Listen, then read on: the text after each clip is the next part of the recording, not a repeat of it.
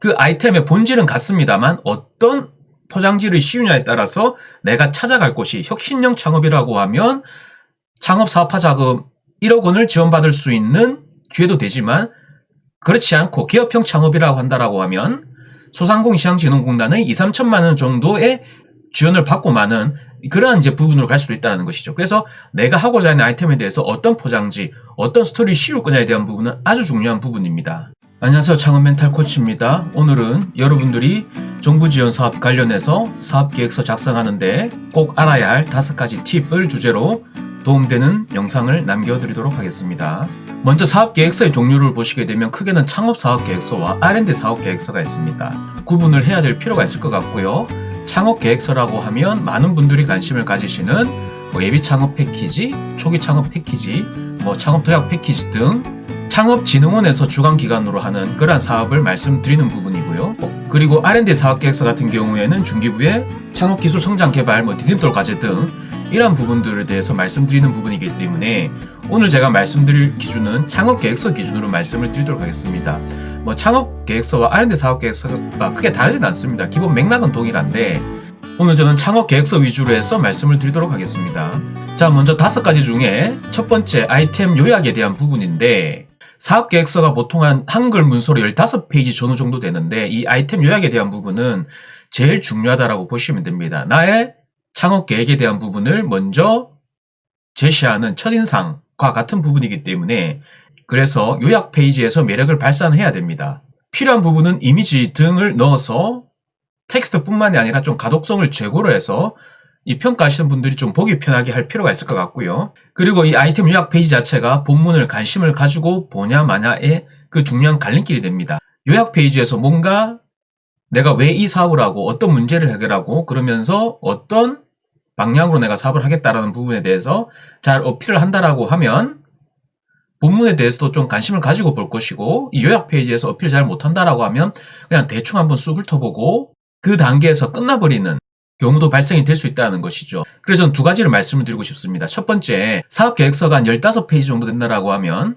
다른 페이지는 웬만하면 늘리지 않는 게 좋고요. 단 이 요약 페이지는 기본적 디폴트로 한 페이지로 되어 있는데 이미지를 넣든지 하다 보면 페이지가 2페이지 또는 3페이지 정도 갈 수 있다는 것이죠. 그래서 어떻게든 이 요약 페이지에서는 굳이 한 페이지에 다 넣으려고 하지 마시고 한 2페이지 정도가 돼도 크게 상관없을 것 같으니까 어떻게든 그 요약 페이지에서 나의 모든 집중력과 나의 사업에 대한 엑기스를 잘 담아서 요약 페이지에서 잘 어필을 하시라라고 말씀을 드리고 싶습니다.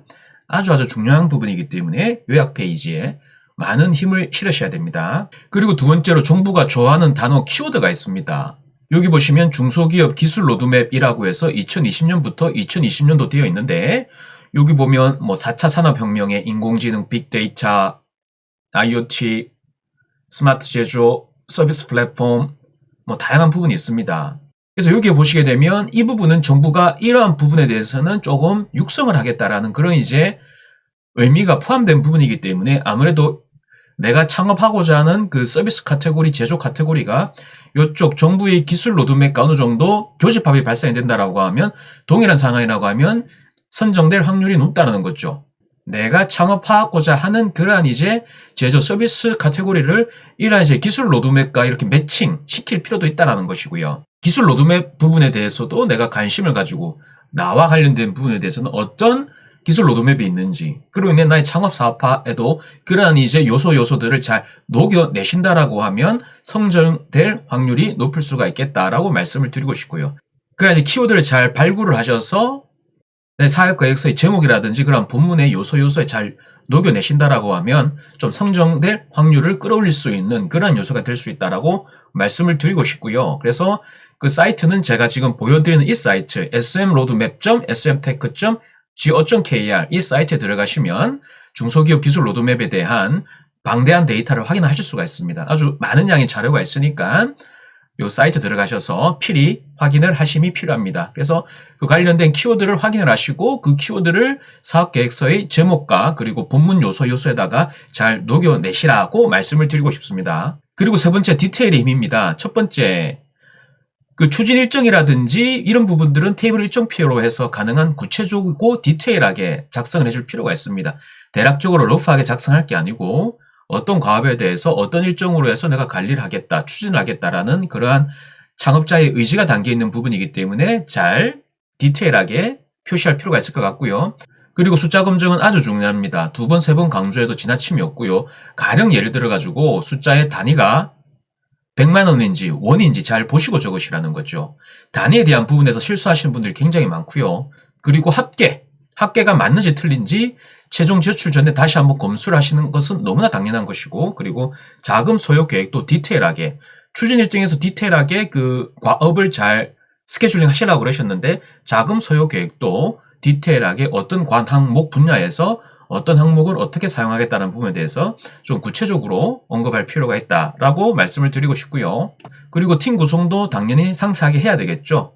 그리고 내가 하고자 하는 그 창업 사업 아이템과 관련해서 관련된 전문가적 경력의 중심으로 해서 그런 팀 구성, 인력 구성을 배치하는 부분도 중요한 부분이기 때문에 이런 디테일한 부분에서도 신경을 쓰셔서 잘 작성을 하시라고 말씀을 드리고 싶고요.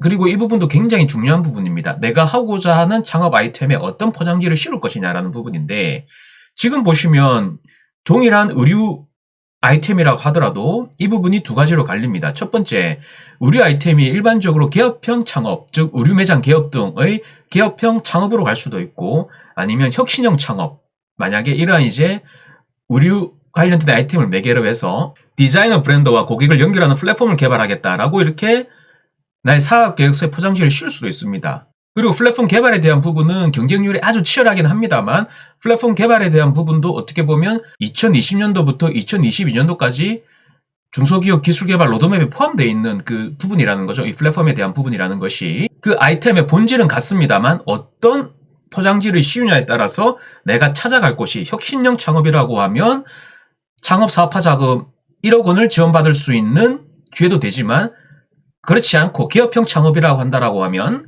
소상공인시장진흥공단의 2, 3천만 원 정도의 지원을 받고 마는 그러한 이제 부분으로 갈 수도 있다는 것이죠. 그래서 내가 하고자 하는 아이템에 대해서 어떤 포장지, 어떤 스토리를 씌울 거냐에 대한 부분은 아주 중요한 부분입니다. 예를 들어서 내가 동네 숙박업을 한다라고 하면 이것은 그냥 소상공인시장진흥공단 기껏해야 신용보증재단에 한 2, 3천, 3, 4천만 원 정도의 보증을 받건 지원을 받건 운영자금 지원 받는 거로 끝인데, 그런 부분들을 만약에 플랫폼으로 연결을 해서 뭐 에어비앤비, 예를 들어서 에어비앤비 같은 형태로 사업을 기획을 하고 인큐베이팅 한다라고 하면 그 부분은 1억의 또는 그 이상의 사업 자금을 지원받을 수 있는 요소가 된다라는 것이죠. 그래서 이 부분도 잘 염두를 하시고요.